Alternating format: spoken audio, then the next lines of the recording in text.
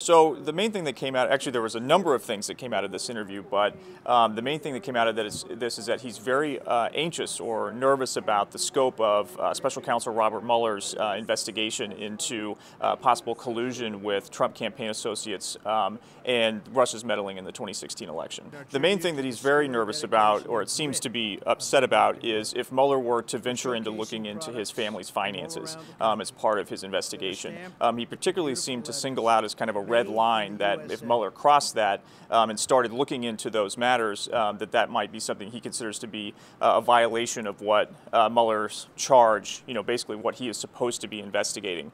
He did stop short of saying that he would fire Mueller, but it was clear that this was more of a warning shot across the bow, that the president is not happy that Mueller would be looking into those. So at this point, there's been some reports today, the AP has not confirmed this yet, but there's been some reports today that Mueller is looking into, or at least has kind of done some preliminary discussions with some financial institutions looking into Trump's transactions, business transactions. There was a report from Bloomberg, and also the New York Times had a report that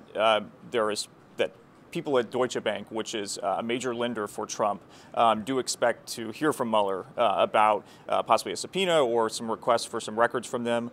There were also some reports out there that Mueller seems to be interested in looking at some of Trump's past business relationships with Russians. Another major thing that came out of this interview, which is that the president seems to basically regret his decision to appoint Jeff Sessions, and said so openly, because he recused himself from overseeing the Russia probe. Obviously, that seems to undermine